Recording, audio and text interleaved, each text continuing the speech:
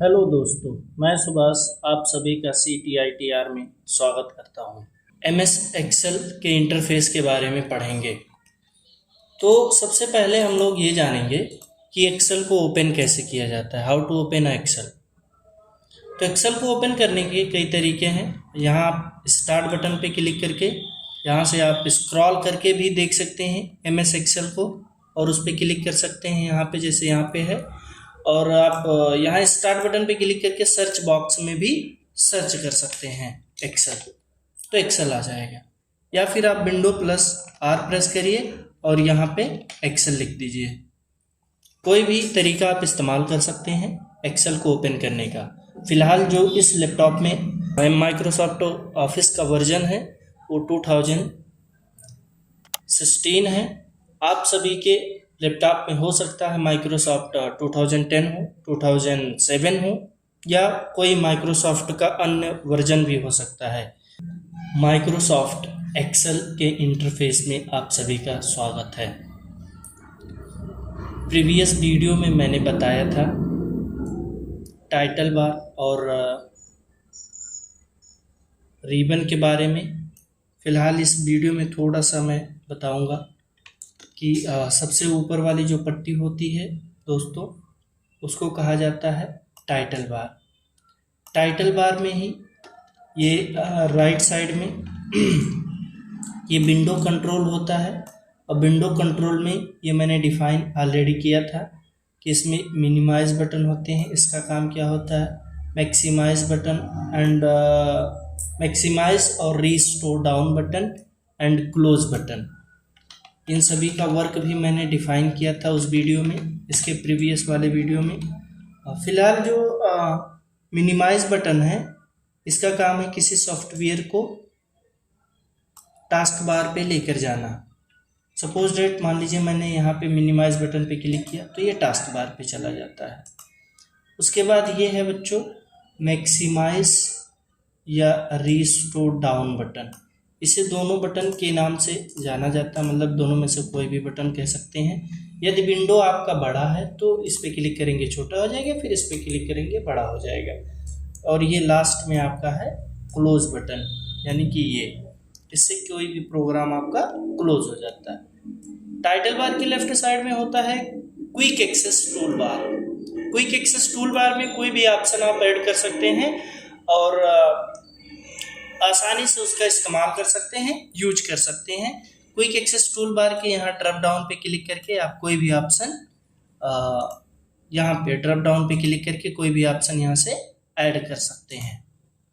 उसके जस्ट नीचे बच्चों ये जो होम, इंसर्ट, पेज लेआउट लिखा हुआ है, इन सभी को कहा जाता है टैब्स।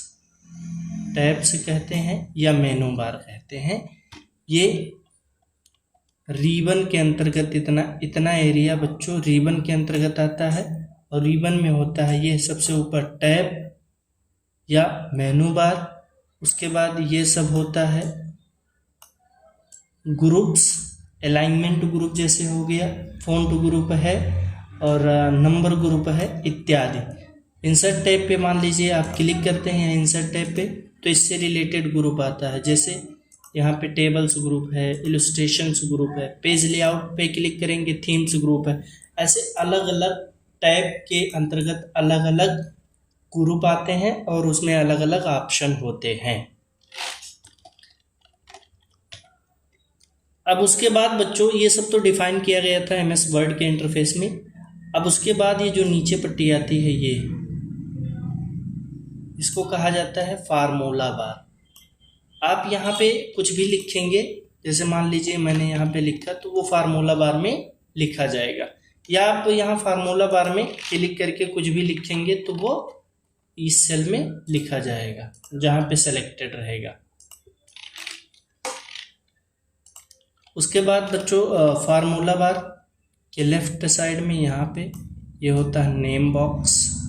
नेम बॉक्स क्या है, सपोज डेट मान लीजिए मैं किसी भी सेल में क्लिक कर रहा हूँ तो नेम बॉक्स उसके लोकेशन को बताता है, स्थान को बताता है। नेम बॉक्स यदि आप किसी भी सेल में क्लिक करेंगे तो उस सेल के जो कॉलम हेडिंग है यहाँ पे D, और जो आपका रो हेडिंग है ये दोनों मिला करके सेल एड्रेस बनता है, यानी कि D5, ये है C7, ये है H5, ये है D4। मान लीजिए हमको जाना M10 पे, तो हम यहाँ लिख भी सकते हैं M10। इंटर करेंगे तो ये एक्टिव सेल जो आपका है M10 पे चला जाएगा। ऐसे आप यहाँ पे क्लिक करके और कोई भी नाम लिखेंगे तो आपका जो एक्टिव सेल है वहाँ पे चला जाएगा, फिर आप उसमें कोई भी डेटा को लिख सकते हैं।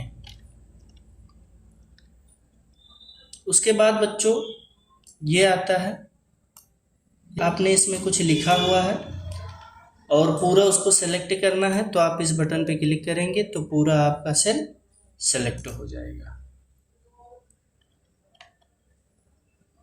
फिर बच्चों यहाँ पे ये मैंने अभी आपको बताया कि जिस सेल में आप क्लिक किए रहेंगे उस सेल को एक्टिव सेल कहा जाता है।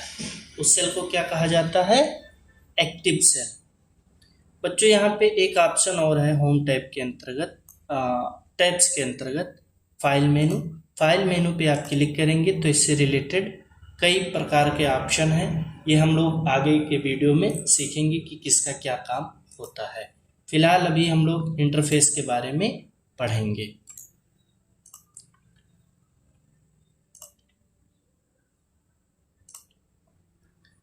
यहाँ से बच्चों अब यहाँ पे जो ये अल्फ़ाबेट लिखा हुआ है पूरा, इनको कहा जाता है कॉलम हेडिंग, और ये ऊपर से नीचे की तरफ जो है मतलब ये इन सभी को कहा जाता है कॉलम। कॉलम हेडिंग अल्फ़ाबेट को कहते हैं, और जो वर्टिकल लाइन है इसे कहा जाता है कॉलम। क्या कहा जाता है? कॉलम।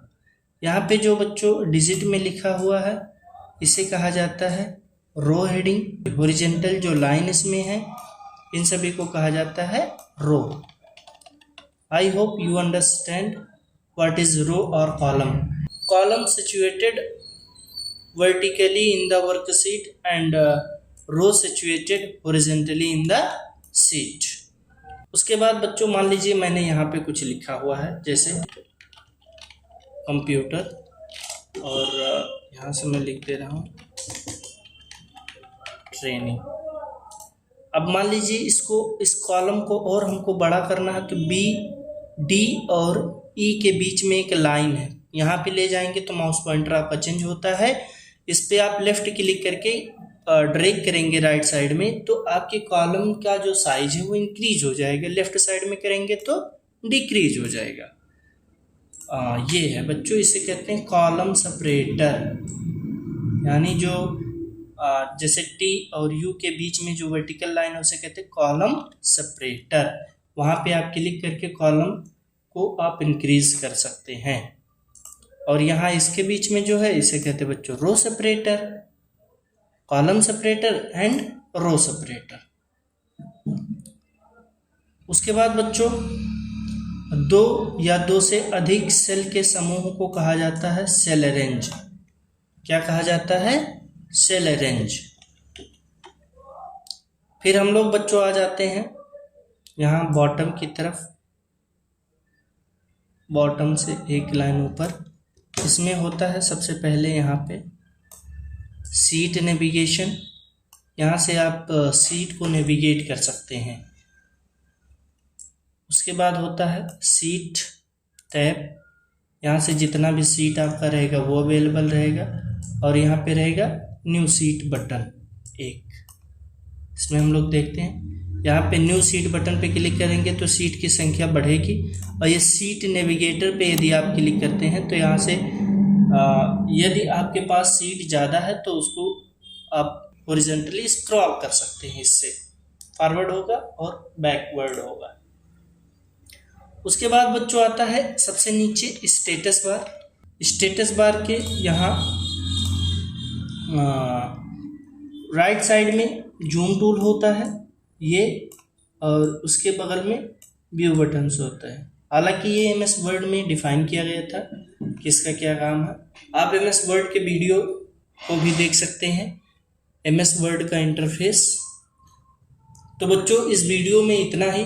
अब मिलते हैं एक्सेल के आगे आने वाले वीडियो में, जिस पे डिफाइन किया जाएगा होम टैब, या फिर एक्सेल के फार्मूला आप सभी को बताए जाएंगे। तो दोस्तों, सीखते और सिखाते रहिए और जुड़े रहिए हमारे YouTube चैनल CTITR के साथ।